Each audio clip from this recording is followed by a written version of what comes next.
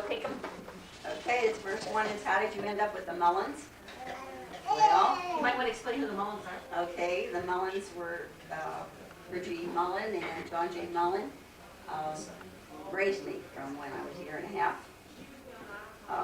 My mother died.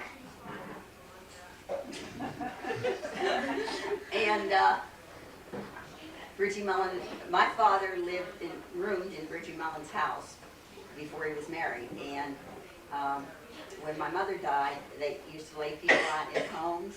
And so Bridget Mullen came to my house to see my mother laid out, and she told me I was sitting in the corner with a big bowl of mashed potatoes, and my two brothers, they're older than me, were running around, and she told my father that she would take me in until my mother would be buried.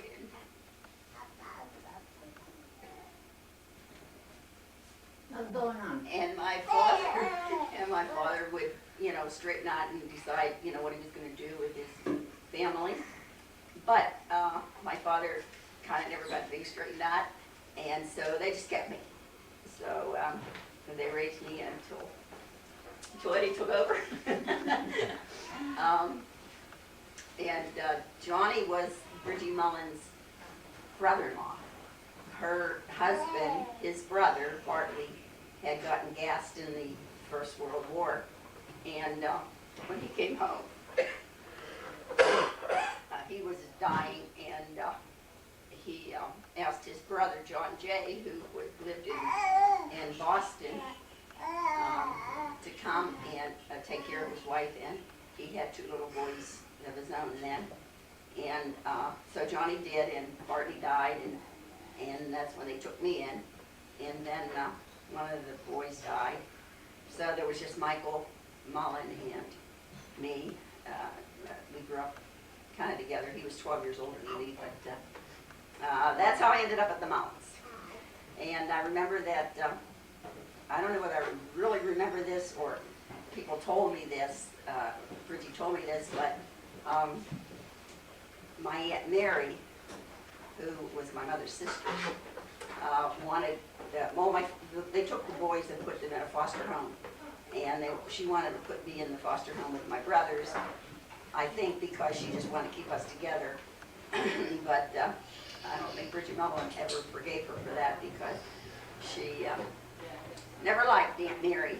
But when we went to Ireland, Marie and I went to Ireland, we found out that Aunt Mary really was worried about me, and she thought it would be better for me to be with my brothers. But her daughter that we met in Ireland said that her mother said that it was right for me to be with them. So that's how I ended up at the Mullins. This living through the Depression, I don't know too much about living through the Depression because my dad worked the whole time, John J. Mullen. He worked at the Yankee warehouse, and he always had a job. In fact, he brought bread home and things for people on our street who his dads didn't have a job. So I never in my whole life really needed anything that I didn't have. So I've been very fortunate. Going to summer camp.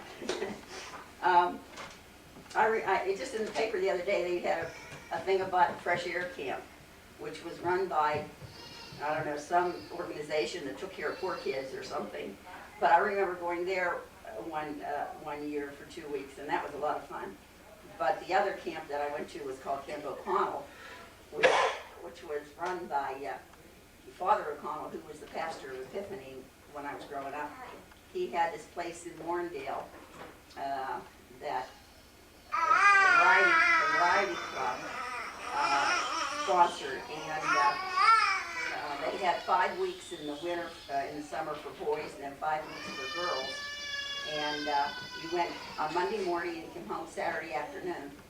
And you're supposed to go just 1 week in the summer, but I would have my little bag packed every Monday, and there was always some kids that didn't show up that were supposed to go. So I'd get on the bus and I'd go. So You lived across the street. I lived right from the across the church. street from the church, and so I was ready to go. And as soon as somebody didn't show, I was on the bus. So I went 5 weeks every summer to camp, and And then when I got old enough, I was a counselor there. So I had a pretty good summer all the time. Visiting your dad outside the bar. Well, my dad, when my mother died, kind of, he had a very good job. He was secretary of the labor union, but when my mother died, he started drink and never really did get it all together. But he lived upstairs in a rooming house up on top of Shell's Cafe, which is still there on Fifth Avenue.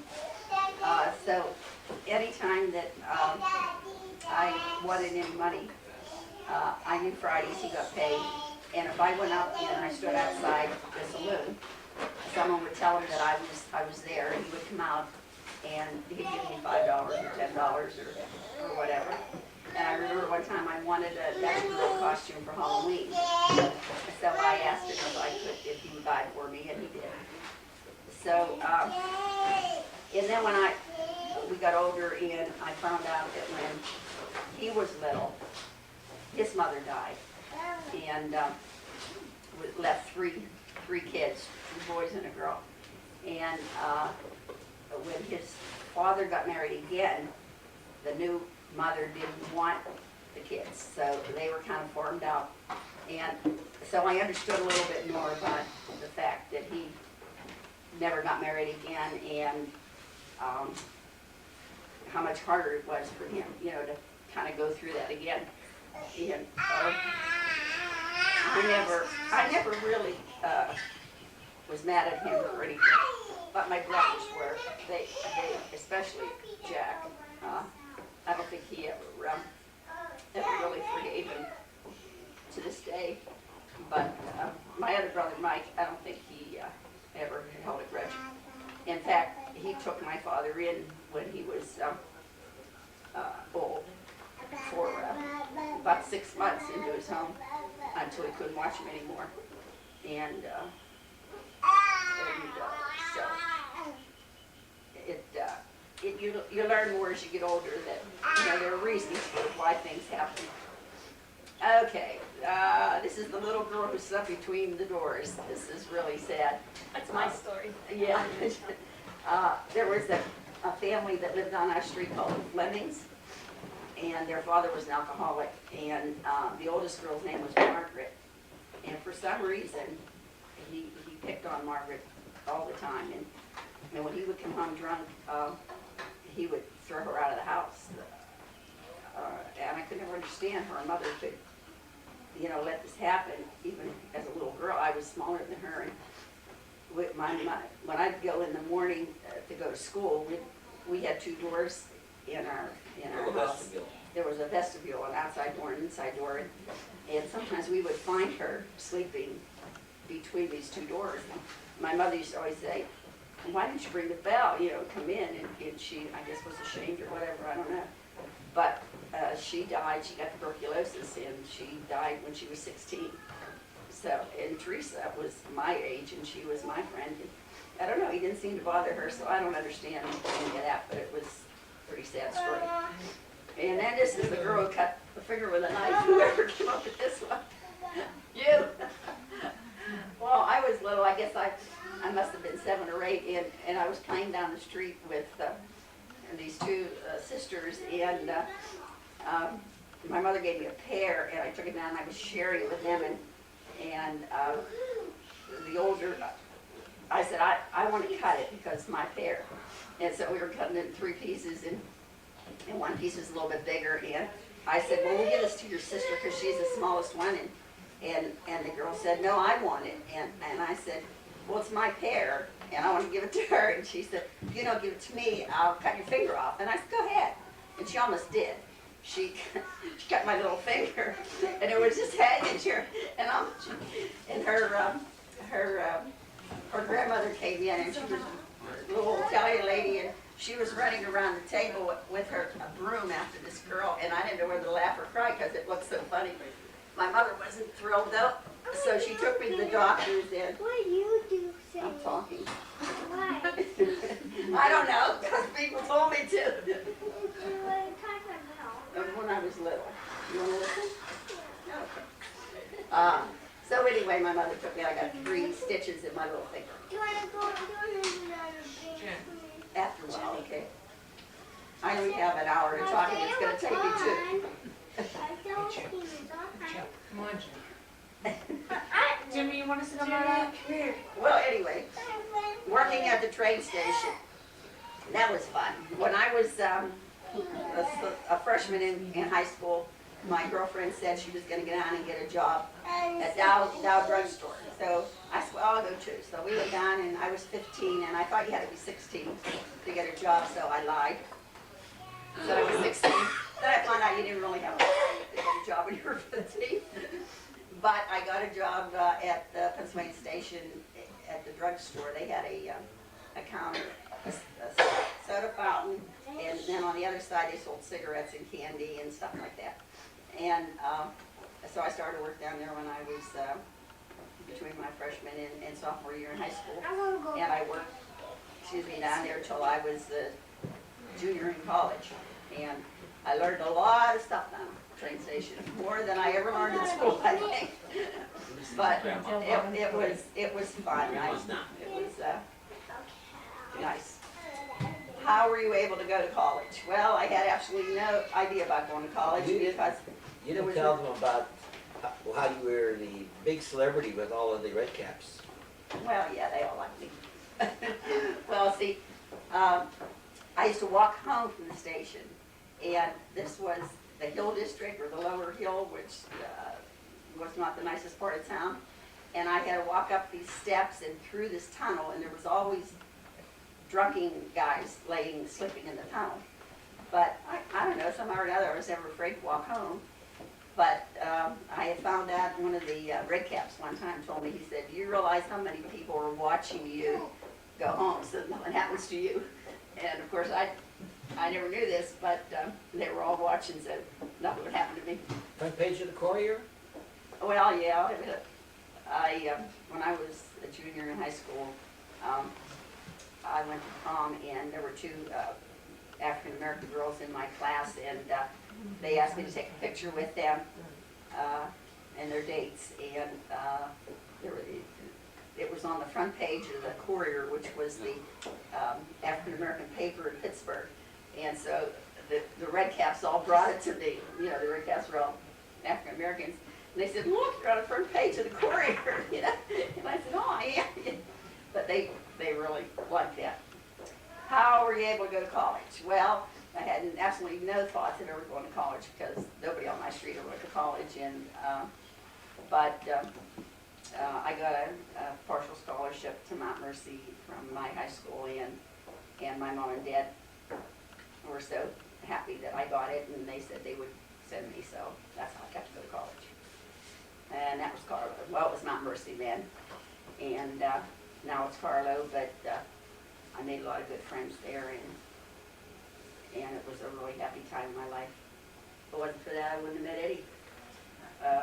When I was a freshman, one of my friends introduced me to Edward, and most of you are a product of that. But it was a good school, and I still meet some of the people from there 4 times a year, and we get together. How did you meet Dad, and when you decided he was the one? Well, I met Dad my friend Peggy Frosco and her husband-to-be, Howard. Howard used to serve Mass with Daddy at 21 years old or something, I think they were. We're in 20. And I was going with a guy that was in the Army in New Mexico. But I told him when he left that I wanted him to date, and I was dating too because I was just starting college and I wasn't going to just sit home. So my friend Marie Arch wanted to, was looking for a date for this picnic, and Peggy said she would get her a date. And then at the last minute, Marie said, well, I don't want to go on a blind date. How can you get somebody for Mary Ann so there'll be 2 of us going? So I said, well, I had to work until 4 o'clock on Sundays, and it was a Sunday, and they said, well, they would wait for me, and So Howard that Sunday morning asked Eddie if he was doing anything that day, and Daddy said no, so um, Daddy was one of the guys, and so they came, Howard's father was an undertaker, so he had a big limousine, so they came down to the station and picked me up in the limousine, and I looked in, and this, Marie was in there, and Peggy, and Howard, and these two guys, and this Mike was the other guy, and oh, he was really good looking. I mean, Yeah, I really, didn't like that. I mean, He really, was I mean, good looking. really good looking. And I thought, So we went out, you know, nobody knew who was with whom.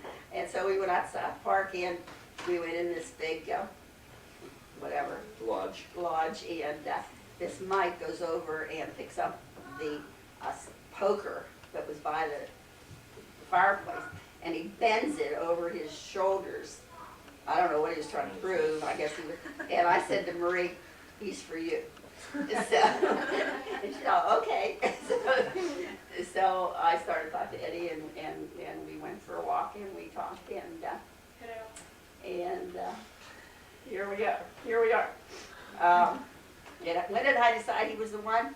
Well, I'll tell you, one of the times, we were going to a formal, and it was pouring down rain, and he got a flat tire, and he just got out of the car and put on these overalls he had in the trunk, and changed his tire, and took this thing off, and went back in the car, and never swore, never said anything, and I thought, wow, he's a pretty nice guy, you know. I thought, I could live with somebody like that. So I guess maybe that was one of the times, but I don't know, I guess we just kind of went into it, I don't know, but he was a pretty nice guy, and he lasted. So, visiting Dad in the Army and getting sunburned in Florida, wow, where's That was Maureen. when we were, Eddie was in the National Guard and got federalized, and he was sent down to Georgia, and his Eddie's mom and dad were going down to visit him. This is before we were married, and they asked me if I wanted to go, and I said sure, you know. So we went down, and we picked up Eddie in Georgia and went down to Florida, and Grandpap and I got sunburned so bad that we had blisters this big on our backs, and the car that Grandpap was driving in was had leather seats, and sitting in that car with this. That's the time your dad went through the gasoline station, right? I wasn't there. No, I guess we were coming back, kind of. No, you're coming down. There was a car that was in front of us, and I don't know how Grandpap ever did it. I mean, this guy stopped. I don't know why, but Grandpap went around him, around the gasoline pump in a gasoline station, and came out the other side. I don't know how he ever did it, but we lived through that one. But that was fun. Stories about knowing Grandpap. Oh, yeah, I got to know his stories about knowing Grandpap. His road here.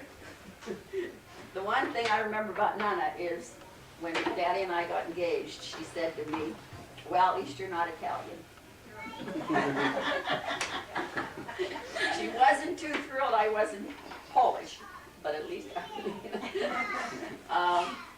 and then she had a buddy who used to give her a hard time that why couldn't Eddie find a nice Polish girl and marry? And so she, this woman's husband, son Mrs. had, Janicki. no, it was a Polish lady. Her husband had, I don't know who it was, her son married a Polish girl anyway, and in a year they were divorced. And every time Nana would see her, she'd tell her, I was over Mary Ann's house for a nice dinner, and they're still married. And she was rubbing it into her 20 years later. Okay, building our house at Fenton Drive. Well, I don't know what can I say about building our house on Fenton Drive. It was near the R&D center. That was one reason we found it. And I guess you found the lot, right? Yeah. And I don't know. That This was before the days of the Parkway. no. And to drive to East Pittsburgh, where I was working at the time, I had to go through Squirrel Hill, Wilkinsburg, and there's a lot of traffic, and every week I would find a new way to go. And there was only one bridge across the river, which was the old Point Bridge. And cars in those days would overheat. So in the summertime, traffic would stop.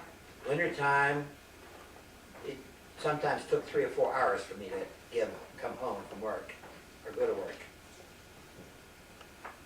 But I'll tell you, one of the best other decisions we ever made in our life was building on Fenwick Drive, because look at these wonderful people we met. Mrs. Seaman and Mrs. Yaros and Peggy Crings and all the people from church. They're just wonderful. It was another good move on my part, on our part. And Besides, on Fenwick Drive, I used to walk to work. yep. And I guess one of the stories I wanted to also say is when I was expecting Michelle, we were living with Nana and Grandpa because on Woodward Avenue in Keys Rocks, because we were going to rent their house while we were saving money to buy our house. And Nana and Grandpa had built a house, were building a house up in Corrales Road, but it wasn't done yet. So we were all 4 of us together in the house with Pinky the dog. For a And couple months. I was, for a couple months, and I was expecting Michelle. And of course, first baby and I didn't have the slightest idea what this was all about. And I woke up and I said, Eddie, oh, I don't know, something's going on here. So it was the day after Thanksgiving, Early early at in the 2 o'clock morning. in the morning. So. And we had just gotten a new car the day before in Plymouth. And I got up and I called the doctor and the doctor said, well, come in. So I get ready with my little bag and Pinky's running around the house barking. Pinky was the dog. And Nana comes down and she told me, go back to bed because you'd be screaming if you were going to have a baby. And I said, well, I don't know. The doctor said, come into the hospital. So she said, well, it's probably going to take a long time. So she gave Eddie something to eat. She gave Eddie a piece of pie to eat before he go to hospital. I'm standing there with my coat on and a suitcase waiting to go to hospital, and he's eating. And Nana's getting a piece of plastic to put on the new car, just in case. And I'm thinking, somebody take me to the hospital, please, here. So we finally got to the hospital, and Michelle was born that next afternoon. Next So afternoon. It wasn't too long. Like 12 hours later. So that was kind of an interesting thing. Well, you left. How about the other thing? You mean At about the hospital. they wanted you to be in a movie? They wanted me to be in a movie that they were filming. I was to be the father of a baby, Unwed mother. unwed mother's baby. And I says, no way. He says, well, we won't shoot your face, we'll just shoot the back of your head. And I says, no way. I could just see Mrs. Yanicki and She was a neighbor of Nana's who was a. and all these wife. women in Say, "There's Keys Eddie." Rocks who would recognize my head and say, aha. And just to show you what kind of people they were, whenever we had three of you, and Mrs. Mullen was babysitting you, and I was taking her home at like 2 o'clock in the morning, and a guy pulled up across me on the parkway, and we were in a wreck. So the newspaper says, Edward Bober and Bridget Mullen at 2 o'clock in the morning in a wreck on the parkway.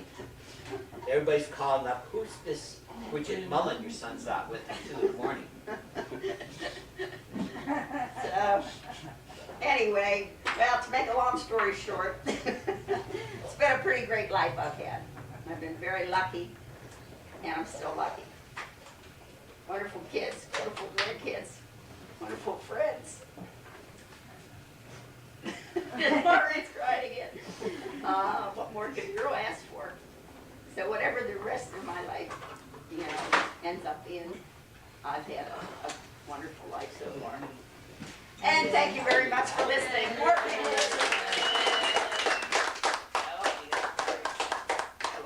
Okay, turn it off. Okay, you may turn the video off. Boy, I'm surprised you kids sat through all this. About your relatives. Yeah, about me. How did you Yeah, find yeah. that relative? all about picking her up. We got you in Chile? Not at like all of us. Like Oh my start goodness. with, start with like Heather, and then Well, Heather was the first one, and I'll tell you what, we love Heather with all our hearts. None Grandma- used to say Nana always that, called her Heather, she's Heather. so smart. That little header. She's so smart. She's going. And your first words I heard you say were two syllables. Flower. Yeah, What was it? flower. Flower. And she was the Where's only the one flower around for a one? long time, and we really doted on Heather. Yeah. And then, Heather was a we dancing got some fool. more. She likes to dance. Danced and danced and danced. Yeah. Yeah, at Uncle Tom's wedding, I she was remember that. dancing and the band played a couple of extra songs just for her. That's right. I She made danced your all dress. the time. She was the remember, only one who it was didn't like- tear her It dress. was like tan and pink. I remember. Yeah, she looked so, it was white, White and finish. she had Tears. tiers of lace, and all the bridesmaids ripped their dresses, and hers was in perfect condition. And she danced and danced and Every dance. danced. Every dance. Yep, she was having such a good time, such a pretty girl. Yeah, we had a good time with Heather, and then we went, Hey, Mom, you My should niece tell called her about Feather. Steve in the So closet they were with singing. oh, Steve, She couldn't say playing the, in Steve the in the closet. closet. Well, okay, Stevie liked to play in the closet with the sweeper cord. So that was his, and then Tommy used to like to put knots and everything and chew his shirt. Yeah, he liked to laugh at beans. Stevie, yeah, there was a little girl that lived across the street, when she was in high school, and she used to love Stevie, and she'd come home after work, and after school, and want to feed him, and she'd say beans to him, and he'd laugh and laugh, and she'd beans, beans, and he'd laugh. She really liked Stevie. But then Tommy and Stevie both were about the same size, so they wore each other's shirts, and Stevie would always holler, Tommy's been chewing on my shirt again. Because he would pull it, with his t-shirts, and it would be all plugged. Nasty. And then Tommy would put tie strings between the banisters up on the step. In the kitchen drawers. Yeah. Used to tie up my Barbies. take them where I get it from. He flipped me for all my baseball cards once. He Took did. them all. Remember I that? want you to talk about what happened to the baseball cards. He used to sit on me so I couldn't change the channel. I wanted to watch some sports. Yeah. Well, there was Dickie that used to live next to Nana. He gave us Richard. Richard gave us gave the boys two shopping bags, were they? Or at least one shopping bag full of baseball cards. But most of them we won flipping cards at school. Oh. We got big Well, piles. I didn't, the only ones I burned were the ones that he gave. I didn't That burn was any. all of them except the pirates that we snuck out. Well, anyway, they took these home, and he had had them in his cellar for I don't know how long. So I told the boys, they were up in their room in the cupboard, and I said, now go through those because there might be some bugs in there from being in the cellar. Okay, they were gonna do it, and they weren't doing it. So I said, I'm gonna do something with those cards if you don't do it. We're gonna do it. But one time, Mrs. Springs had a fire going over there. So I went up, took the baseball cards, and put them on her fire and burned them up. All those valuable baseball cards. So there probably were valuable baseball. So if I had to do that over again, I wouldn't do that. And then there was another time, something else I wouldn't do again if I had the opportunity to go back. I guess you're going to 6th grade when you wanted those boots, those Davy Oh, Crockett yeah. boots. He wanted these Davy Crockett boots that were coming Suede boots with the fringe. with the laces up fringe, front, yeah. they were like a suede boot, and he wanted those so bad. Style, yeah. So bad for going to school. He wanted them for school. And I said, Steve, you can't have those for going to school. You can't wear those. Well, Stevie was the kind that if you told him no, it was no. Now you told Tommy no, it'd badger you and badger you and badger you until you. And then Stevie wanted to play football, and I said, no, Steve, because you're going to get hurt. Well, then he let it go. Well, then Tommy came up, he wanted to play football. No, you can't play football, you're going to get And he hurt. broke his jaw. And then he said, let me play football, until go play football and get hurt and see if I care. And then he broke his jaw. Yeah, but then what did I get hurt doing? And then he gets hurt swimming. Bowling. Oh, bowling. Oh, yeah. Somebody hit me in the forehead with a bowling ball. Yeah. And an all-night from church, right? Christian youth group, yeah. At a youth group bowling party. And not only did he get hit in the head with his bowling ball, but he stayed until the party was over to come home and then tell me he got hit in the head with the bowling ball. No, I came up, we went and ate, and then I went to bed, and we got up and went to church, and after church I went to the hospital. But they were gonna let me go. I was walking out, when I got out to the door of the hospital, I passed out, remember? That's And they right. brought me back in, and when I came to, Dad was on the cot next to me. Yeah, he went out too. Both of them fainted. And I'm standing there, they're both on the floor. How about when my dad was playing, what was it, the pool? Water polo in the pool and he got With hit. that dark hair. We matched. We both have dark hair. Well, they all We have a lot of matched. hair. I remember going Dark out hair. to the hospital. I'm trying to think of whether it was Dylan in Louisville. Was it? They were both in Florida. Oh, you're both in Florida. That's why they're running together. So all three of them had an awful lot of hair when they were I know. born. Not like Heather. Heather had Hers was black. major hair. I had a mohawk. Yeah, you did. You had to stick up on the top there. I guess with Maggie, that was the biggest surprise of all you guys, I think. Having She's like Michelle the having Maggie. youngest. I remember when Michelle came to tell me about Maggie. Maureen used to come over, it was before Maureen got married, and we used to walk after Maureen got home from work. And this one day she came over and she was fooling around. Usually she's saying, come on, Mom, let's go, you know. And she's fooling around. I thought that was kind of strange. And so then finally I said, come on, we gotta go, you know. So we started walking, and we were walking down Family Drive, and Michelle pulls in her car, and I said, hey, what's Michelle doing here? And Maureen gets this funny look on her face and said, I don't know, but let's go see, you know, because she knew all along what was going on. So Michelle comes in and she says, you're gonna be a grandma again. And I said, is Marie gonna have a baby? Because Marie, and she said, no. And I looked at Maureen, because she wasn't married yet, and I said, is it you? Is it? No, it's not me. And Michelle said, it's me. I said, you? That's what I said too. Yeah. So Easy, that was easy, a real easy, surprise easy. when she was Easy, Jacob. expecting Maggie. That was a Dylan, shock. Shock of my life. Maggie's so smart now. Yeah. She got it from her mom.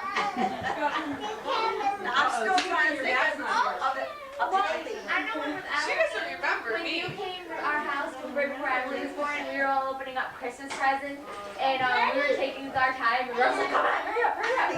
And then in the middle of the night, the phone rang, and nobody answered it.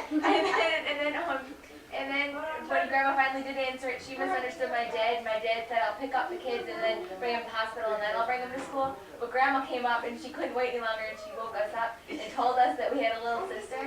And then she told us we didn't have to go to school the next day, so we were all excited. And then my dad couldn't get us to go to school because we kept telling him Grandma said we didn't have to. Oh, well. This grandma's like that. That's what I remember. Look at that little one there. Mommy. Mom. What? Bring her up. Yeah, we gotta get these kids home because they gotta get up and going early. Right, and you gotta get I'm Mama gonna work on you, in. She's baby. already an hour past. What about Jacob? Where she is. Jacob, I remember yeah. crying and crying and crying. Cause all the time. they lock the doors at 8. You I gotta don't get know the, why he cried so much, but he they're just. supposed They're hardly ever really locked. Did yeah, I just kind of sit there? but they gotta get the, She wasn't normal. light expand. You gotta ring the bell. Yeah, she was big.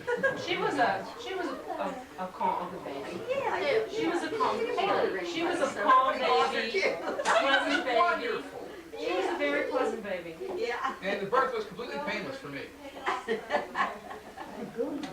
Heather's wasn't. I got hit a lot.